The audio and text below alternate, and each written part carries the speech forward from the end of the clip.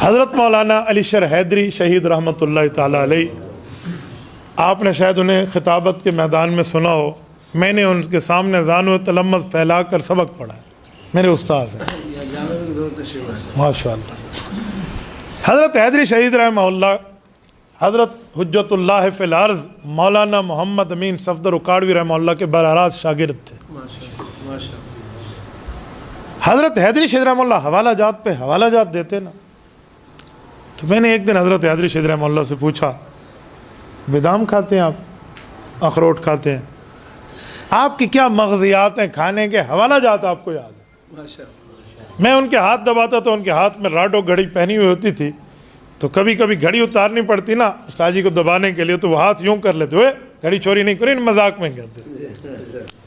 میری گپ شپ تھی تو فرمانے لگے، بات تو تیری ٹھیک ہے، اب تجھے جواب دوں جو کون سا بادام کھاتا ہوں، یا تجھے اپنے استاذ کا واقعہ سناؤں؟ واقعہ سنا دیں۔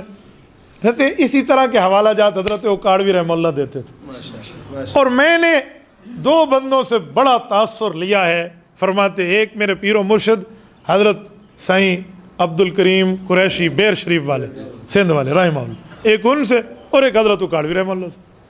تو کہتے میں نے حضرت اکاڑوی سے علوم سیکھے اور ان سے تصوف سیکھا۔ تو میں نے حضرت اکاڑوی سے پوچھا کہ حضرت استاد جی آپ کون سے بادام کھاتے ہیں، کون سے مغزیات کھاتے ہیں؟ انہوں نے کہا کیوں؟ میں نے کہا جی حوالہ جات یاد نہیں رہتے۔ تو کہتے مجھے میرے استاد نے جس طرز پہ سمجھایا تو میں تمہیں وہی سمجھا دیتا ہوں۔ میں نے کہا جی۔ تو کہتے حضرت اکاڑوی نے فرمایا گھر اپنا ہے یا پرایا ہے؟ میں نے کہا جی اپنا ہے۔ کہا جی ذاتی ہے یا کرائے کا ہے؟ تو میں نے کہا جی ذاتی ہے۔ تو کہا اس کو بیچ دو۔ تو میں دیکھنے لگا کہ استاد جی یہ عقل مند بننے کی ترکیب ہے۔ تو کہا سن تو صحیح نا، ہاں سن تو صحیح۔ میں نے کہا جی ٹھیک ہے، کہ گھر بیچ دو۔ استاد جی بیچ دیا۔ پھر کہ غیر مقلدین کے محلے میں گھر جا کے لے لو۔ میں نے کہا استاد جی لے لیا۔ پھر کہتے اب سن، مسجد نماز اپنی میں پڑھنے جانا، مدائن نہ بننا۔ جی اپنی میں جاؤں گا، ظاہری بات ہے، اہل باطل کی مسجد میں تو میں نہیں جاتا۔ تو کہا ٹھیک ہے، جب جاؤ گے سر پہ ٹوپی یا پگڑی پہن کے نماز پڑھو گے، وہ پوچھیں گے بے سر ننگے کیوں نہیں پڑھتا؟ تو بخاری کی دلیل یاد کرے گا کہ قال الحسن کان القوم یسجدون علی القلنسوۃ والعمامہ۔ حضرت امام حسن بصری رحمہ اللہ فرماتے ہیں، المتوفی 110 ہجری، 500 صحابہ کرام کے شاگرد، انہوں نے فرمایا میں نے صحابہ کرام کو دیکھا ہے، تتبع کیا ہے، پیغمبر کا صحابی یا سر پہ پگڑی یا ٹوپی رکھ کے نماز پڑھتا تھا۔ تو دلیل دے گا، پھر وہ آگے سے جائے گا اور وہ تجھے کہیں گے بھائی تو ہاتھ جو اٹھاتا ہے، کانوں تک ہاتھ اٹھاتا ہے اللہ اکبر کے لیے، کبھی کندھے تک ہاتھ اٹھا لے، کندھے تک، کبھی سینے تک، یہ کندھے والی باتیں نہیں ہے، ہزا من کی بھائی جی ہے، تو پھر من کی بھائی پہ عمل کیوں کرتے ہیں؟ حیا لوز نہیں، صرف ایک کانوں والی ہے حدیث۔ تو تتبع کرے گا، فقہ حنفیہ میں تجھے ملے گا کہ اس مسئلے پہ امام صاحب فرماتے ہیں حدیثیں تو کئی ہیں، یہاں پہ ہے، یہاں کندھے پہ ہے، کانوں پہ ہے، تو کس پہ عمل کریں؟ تو اگر اس پہ عمل کریں تو ایک دو حدیثیں چھوٹتی ہیں۔ آیا ایسا طریقہ امام صاحب فرماتے ہیں کیوں نہ کیا جائے کہ حضور کی کوئی حدیث نہ چھوٹے؟ تو پھر کیا ترتیب کرے گا؟ جب ہاتھ حنفی اٹھائے تو سینے سے گزرے، پہلی حدیث پہ عمل، کندھوں پہ جائے گا دوسری حدیث پہ عمل، کانوں کی لو کے برابر ہوگا تیسری حدیث پہ عمل۔ تو یہ ان کو سنا دے گا تو وہ مطمئن ہو جائیں گے کہ اس کے پاس بھی حدیث ہے۔ اچھا پھر تو آگے آئے گا، یعنی میں اب لمبی نہیں کر رہا، میں آپ کو شارٹ ہینڈ دے رہا ہوں۔ اس طرح کئی روایتیں حضرت استاد جی حیدری شہید رحمہ اللہ نے ہمیں سلام تک سمجھائیں اور کہا 4 سے 5 دن گزریں گے اور تو ذہین ہو جائے گا۔ تو حضرت حیدری شہید رحمہ اللہ فرمان لگے، مجھے پھر سمجھ آیا کہ استاد جی مجھے گھر نہیں بچوا رہے، مجھے غیر مقلدوں کے محلے میں گھر لینے کا نہیں کہہ رہے، یہ کہہ رہے ہیں کہ ایسے ماحول میں اگر تو نے زندگی گزاری جہاں سوال جواب کا ماحول ہو تو تجھے حوالے یاد ہو جائیں گے۔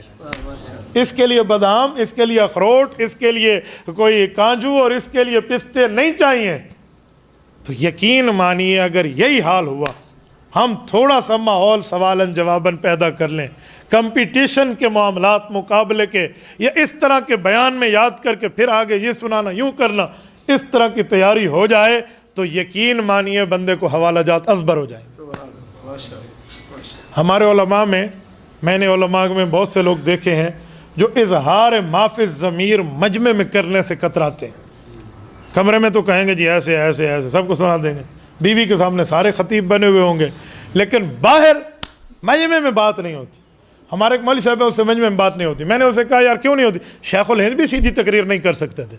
मैंने कहा इन्ना लिल्लाह, तुझे किसने कहा शेखुल हिंद नहीं कर सकते? वो एक सवान हयात एक बुजुर्ग की लेकर वहाँ लिखा हुआ था कि हज़रत शेखुल हिंद की तकरीर अवामी में हिचकिचाहट थी। तो यार अगर ज़माने तालिब इल्मी में थी तो इसका क्या मतलब? कहने लगा अच्छा हज़रत ख्वाजा खान मोहम्मद रहमतुल्लाह भी तो तकरीर नहीं करते। यानी अपनी गलती की दलील बुजुर्गों से दे रहा है। तो मैंने उसे कहा कि रसूलुल्लाह सल्लल्लाहु अलैहि वसल्लम बयान फरमाते थे, काम रसूलुल्लाह फीना खतीबा, हज़रत अबू हुरैरा की रिवायत है। अब चुप हो गया। मुझे कहते तू मुझे काफिर बनाना चाहता है। मैंने कहा फिर तैयारी पर क्यों रद्द करते हो, सीखो। एक दिन उसने हमें कहा कि हज़रत वाकई सीखने में एक ही मुझे मसला है कि मैं लोगों से आंखों से आंखें मिलाकर बात नहीं कर सकता। या तो आंखें बंद करके तकरीर करूंगा, और अगर आंखें बंद करो लोग कहेंगे अंधा है, मैं अपनी बात वहां नहीं पहुंचा सकता, इसलिए मुझसे आंखों से आंखें चार नहीं होती। मैं एक बहुत बड़ी शख्सियत, अल्लाह उसकी कब्र पे करोड़ों अरबों रहमत नाज़िल फरमाए, उनके पास उन्हें ले गया। उन्होंने बेहतरीन हल उसका बता। उसने कहा आलिम को चाहिए अगर इसने बयान सीखना है ना तो फिर ये शीशे के सामने खड़ा हो जाए और शीशे में अपनी आंखों से आंखें मिलाकर तकरीर करे। ये झाका इसका ख़त्म हो जाएगा, ये झिझक ख़त्म हो जाएगी। और हकीकत में जब आप शीशे में ठहरें और यूं बताएं ना कि मैं आसमान पे लिए ऊपर हाथ, ज़मीन के लिए नीचे हाथ, और शेर पढ़ रहा हूँ, ये वो सारी सेटिंग हो जाएगी। शीशे का 1 घंटा आवाम के 100 घंटे आपको दे जाएगा। तो इस तरह सीखने के माहौल होने चाहिए। तो हज़रत उकाड़वी रहमतुल्लाह की बात मैं इसलिए पेश कर रहा हूँ कि हमारे पास सीखने के माहौल होने चाहिए। ये मजलिस इल्मी में तलबा तो नहीं बैठेंगे ना, अवाम उलमा ही बैठेंगे। हम आपस में एक दूसरे के साथ मुज़ाकरात करें, आपस में एक दूसरे के साथ गुफ्तगू करें और सीखें। अगर सीखने में सुस्ती हो तो उलमाए कराम में एक गुजारिश मज़ीद करूँगा, फिर हमें एक गैरत का कैप्सूल खाना चाहिए। वो क्या है कि जो हम पढ़े हैं ना, हमारे असातिज़ा कराम को तनख्वाहें मिली हैं लोगों के सदक़ात से, हमारे मदारस का तावन हुआ है लोगों के अतियात से, हमें ज़कात से खाना खिलाया गया, इसीलिए कि जब मजहब पर पहरे की बारी आएगी हम भीगी बिल्ली का किरदार अदा करें या शेर का किरदार अदा करें। शेर का किरदार, इसलिए लोगों ने ज़कात दी है, पेट काट के हमें खिलाया है, हमें सब कुछ किया है। हमें वही कुतुब मिली आती या तो सदक़ात वाली, हमने उससे पढ़ा है। आज मजहब की चौकीदारी की बात है तो मुझे भी कमर बस्ता होना चाहिए। ये कैप्सूल खाएंगे तो मामला ठीक हो जाएगा। कोई और लोग कैप्सूल खाते हैं, उसी जगह ये कैप्सूल खा ले बंदा, जो बेहतर हो जाए, उलूम मजबूत हो जाए। तो मेरे दोस्तों, ये चंद बातें मैंने इसलिए समझा।